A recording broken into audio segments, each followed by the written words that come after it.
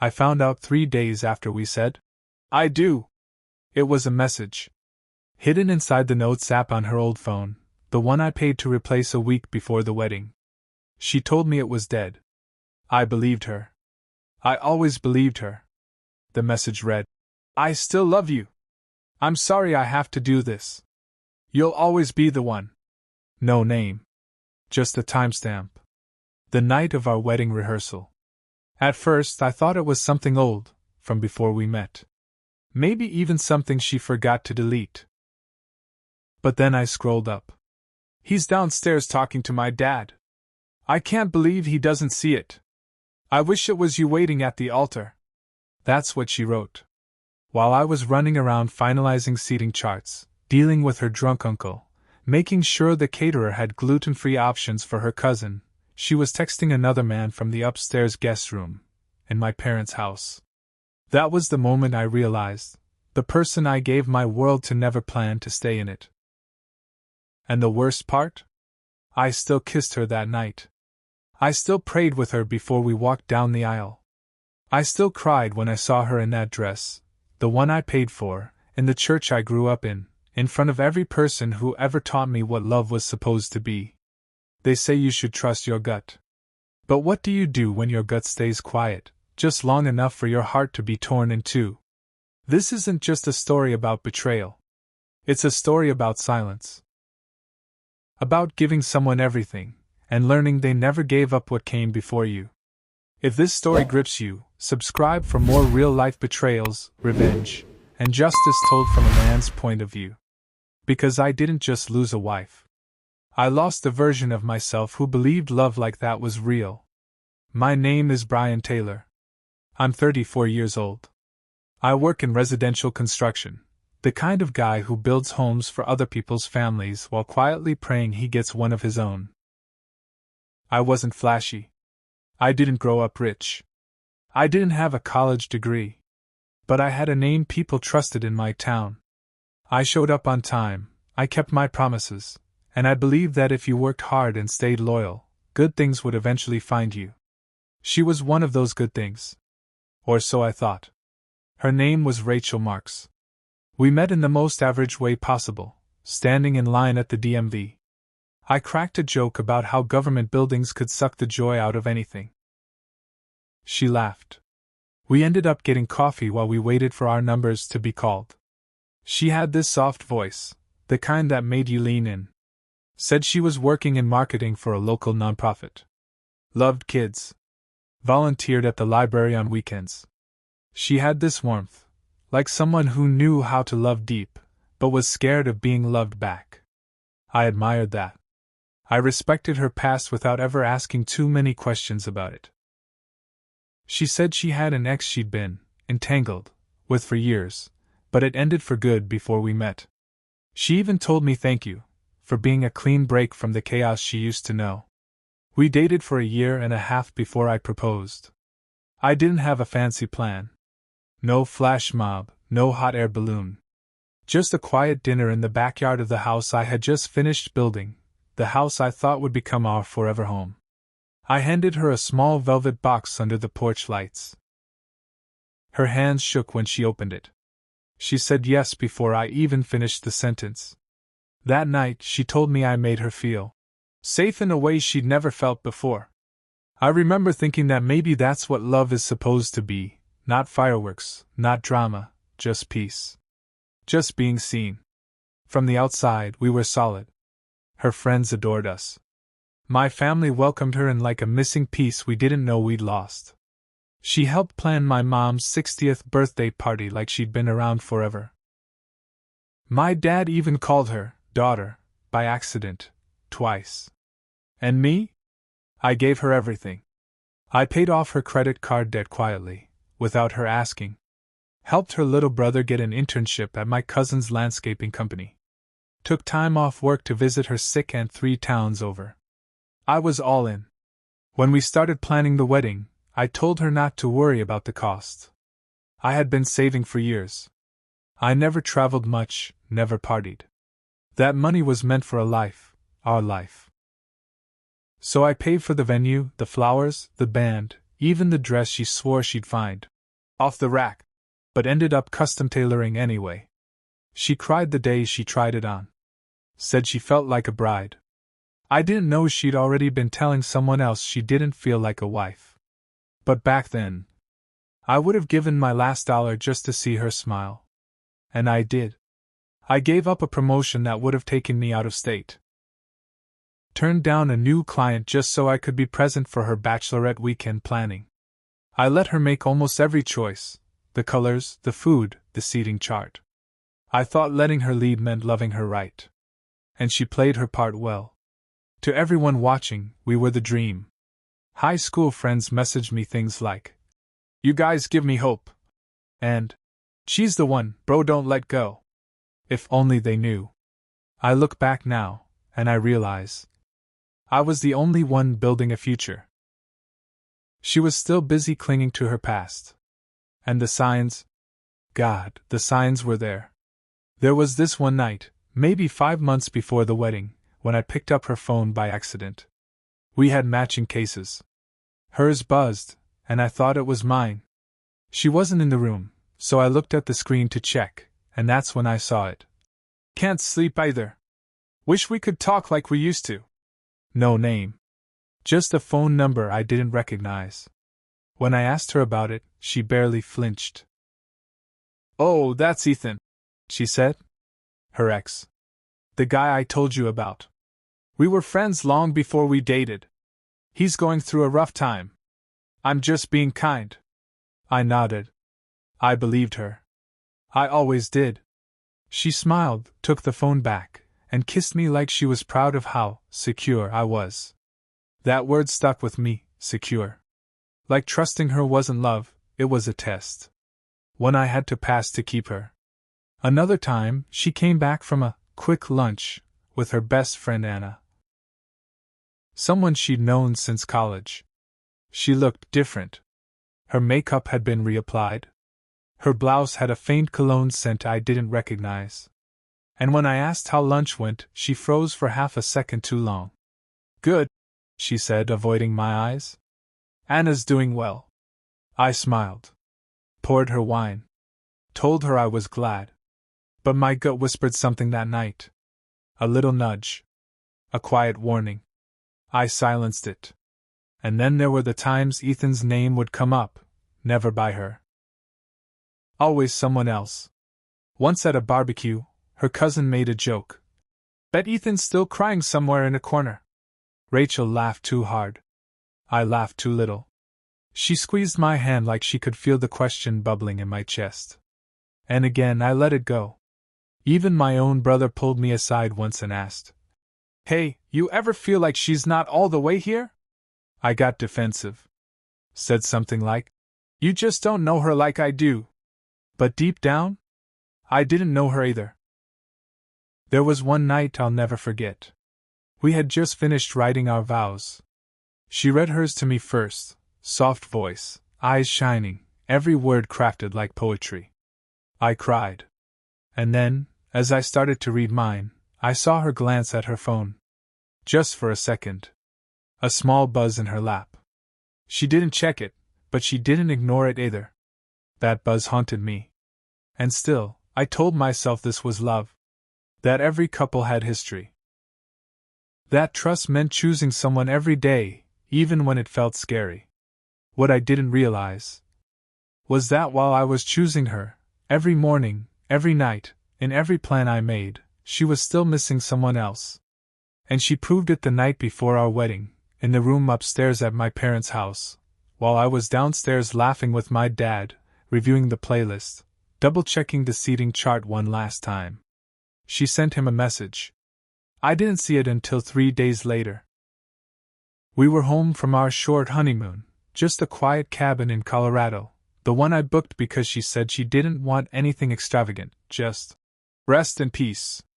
I unpacked while she took a long shower. Her old phone was on the dresser, the one she said was dead. I picked it up to put it in the drawer, but the screen lit up. No passcode. Just open. Like it wanted me to see. And there it was. The Notes app. The most forgettable place to hide something. I tapped it. One entry. I still love you. I'm sorry I have to do this. You'll always be the one. At first, my brain couldn't process it. Was it old? Was it something she meant to delete? But my hands kept moving without permission. I scrolled up. He's downstairs talking to my dad. I can't believe he doesn't see it. I wish it was you waiting at the altar. My stomach turned. My eyes blurred. My hands went ice cold. I sat down on the edge of the bed and read it again. And again. And again. The timestamp was just after 9 p.m. While I was fixing her mother's flower pin. While I was helping my little niece with her shoes. While I was holding the door open for our guests and practicing my vows in my head. She was upstairs texting her ex that she wished it was him. I don't know how long I sat there. I heard the shower stop. I heard her humming. I heard the familiar creak in the floorboards as she walked across the hall, wrapped in a towel, looking relaxed. Married. She looked at me and smiled. What's that face? She asked, drying her hair with a towel. I said nothing. I just turned the screen toward her. Her smile dropped instantly. She didn't reach for it. Didn't panic. She just stared, like she was deciding which version of the truth would hurt less. Then she said it. It was closure. 2 words. 2 words that told me she had already prepared an answer. Not just for me, for herself. She sat down beside me like we were watching a sad movie together. I needed to know for sure before I stepped into something this big. She whispered. I didn't want to bring unresolved feelings into our marriage. I didn't meet up with him. It was just words. But they weren't just words. They were wishes. She was wishing for another man. While wearing the ring I bought. While praying with me. While promising to build a life with me. I'm here, Brian, she added. I chose you. But the question that stayed stuck in my throat was, did you choose me because you love me? Or because he didn't fight hard enough? I didn't ask it. I couldn't. My jaw was tight. My heart was loud. My body was frozen. She tried to touch my hand. I pulled away. Then came the excuses. The soft cries. The guilt deflection. You're the best thing that's ever happened to me. I was scared I'd ruin it. I needed but what she never said, not once, was, I'm sorry. Not a real apology. Not a full stop. Just justification wrapped in soft tones. Later that night, she tried to pretend nothing happened. Made dinner. Lit candles. Played our wedding playlist like it would erase the truth. I sat at the table across from her, barely touching my food, watching a stranger wear my wife's face. The next morning, she left early. For errands. I stayed home and stared at our wedding album on the coffee table, the one her friend had rushed to print as a surprise gift. There was a photo of us walking out of the church. She was laughing. I was crying. I remember thinking how lucky I was. Now I looked at that same photo and wondered if she was laughing because she got away with it. I didn't tell anyone right away. Not my parents. Not my brother. Not even my best friend Mark, who had been my best man. I needed time to breathe, but it felt like every breath cost me something. A few days later, I finally broke and confided in my mom. I told her everything. She went quiet. Then she held my face and whispered, Baby, you don't have to stay just because you said I do.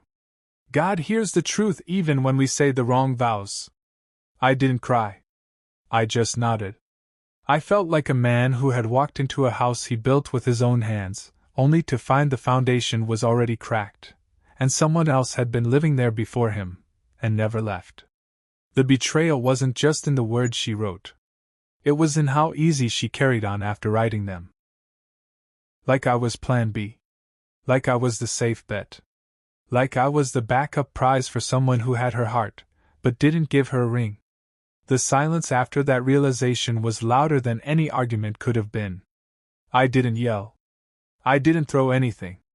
I didn't storm out or demand answers. I just stopped.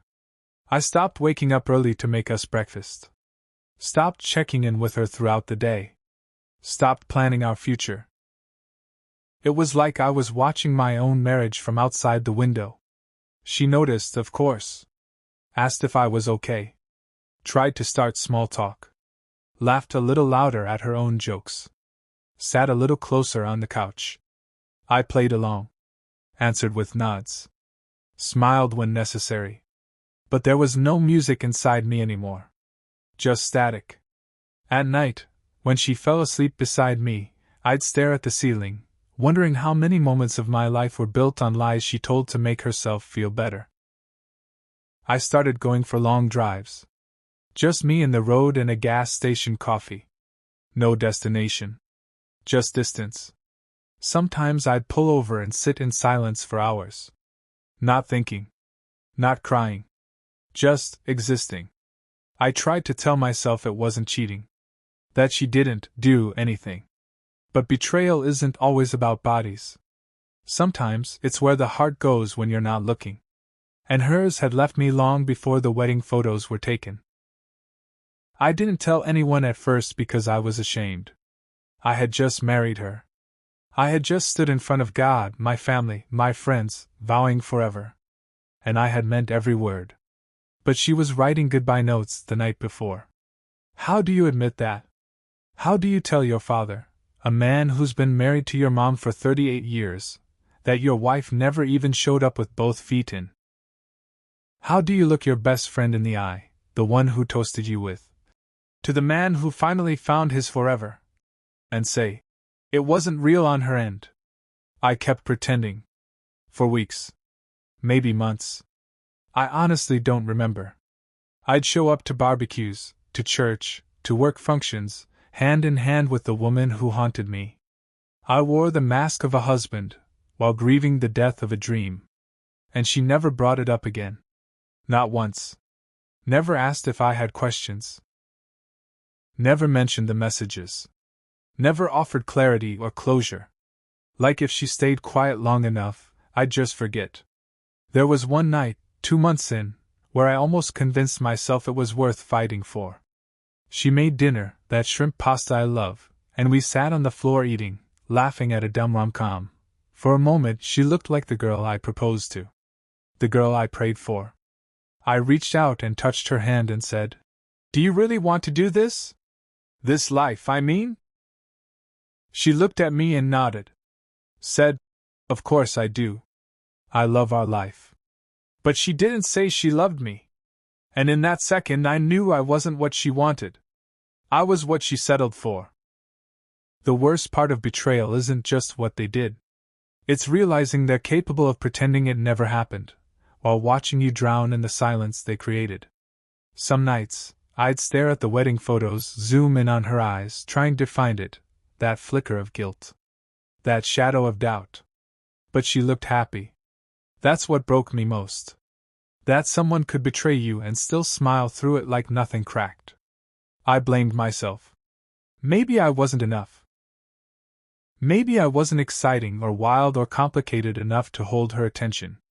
Maybe she missed the chaos more than she craved the calm. I even tried to be more romantic. Planned a weekend away. Bought her flowers. Took her to that Italian place she always said was too pricey. She thanked me. Smiled. Took photos of her plate for Instagram. But I felt like a ghost sitting across from her. Nothing I did could bring her back, because she never fully left him. Eventually, even the quiet started to hurt. I was walking through a life that no longer belonged to me. And every room I entered with her felt colder than the one before. That's when I realized something I wish I had known much earlier. When someone betrays you, and you say nothing, they don't feel guilt. They feel permission. And she took that permission and made herself comfortable in it. There was one morning, it was raining, she had just left for work. I was cleaning out the closet, trying to distract myself, when I noticed her old coat tossed in the back corner. I picked it up to donate, but something clinked in the pocket. It was a hotel key card. Stamped with a date, just 2 weeks after our wedding. I didn't go crazy. Didn't storm out. Didn't call the number. I just stood there, holding the card between my fingers like it weighed more than my entire body. I laid it on the table. Waited for her to come home. She walked in, drenched from the rain, took off her heels, and saw it. She stopped. Blinked. Then said, "That's old." 3 words. But her face said everything else. I didn't ask who it was. I didn't scream. I didn't cry. I just nodded. And then I said, "You can keep the ring. I'm keeping my peace." That was it. She tried to follow me into the bedroom, said we needed to talk, that she could explain, that it wasn't what I thought. But the truth is, I didn't care what it was anymore. Because when love requires a spreadsheet of lies, explanations, and hotel keys, it's no longer love. It's survival. And I was done surviving. I packed 1 bag. My boots. 2 shirts. My journal. I left the rest. Drove to my brother's place, knocked once, and when he opened the door and saw my face, he didn't ask a single question. He just stepped aside and said, "Took you long enough." I slept that night like a man finally breathing clean air. No more guessing. No more pretending. No more lying beside someone who belonged to someone else in her heart, and still wore my name on her license. That was the moment I knew, this was never love. This was convenience. And I was done being convenient. The first thing I did was turn off my phone for a week. No texts. No missed calls. No explanations. I didn't owe her anything anymore, not even my silence. I slept on my brother's couch for a few nights. The quiet there was different. It wasn't heavy like before. It was healing. He never pushed me to talk, but one morning, while he was frying eggs, he said, "You were always the guy who showed up for everybody. Maybe it's time you show up for yourself." That hit me. I had spent years pouring into people who handed me a cracked cup. Now it was time to rebuild what I gave away. So I started small. I went for walks in the morning, not to think but to feel. I rejoined the gym, something I hadn't done since the engagement. I found an old notebook and started writing. Not poetry. Not goals. Just thoughts. Wounds. Memories I didn't want to carry anymore. At first, it felt fake. Like I was pretending to be someone who was okay. But slowly, I stopped pretending. And I started healing. I got a new apartment. Nothing fancy. 1 bedroom, 2nd floor, view of a laundromat, but it was mine. My space. My peace. And I changed the locks, both literally and emotionally. She texted once. Just once. "I wish you would have given me a chance to fix this." I read it. Didn't reply. Because the damage wasn't something to fix. It was something to leave behind. Some nights were still hard. Memories would sneak in like uninvited guests. Our wedding song would play in a store, and I'd freeze. I'd pass by the park where I proposed and feel a weight in my chest. But even grief has a rhythm. You learn to breathe through it. And eventually, I did. A few months later, I met someone.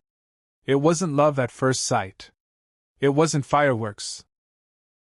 It was a woman in line at the grocery store who saw me struggling to carry too many items and offered to help me load my cart. Simple. Kind. We talked. She smiled. She asked about my day, not my job, not my plans, just how I was doing. And I realized something. This is how love should feel. Easy. Safe. Earned, not owed. I'm not saying she saved me. I saved myself. But she saw me, in a way I didn't know I was still worth seeing. She never asked for my past.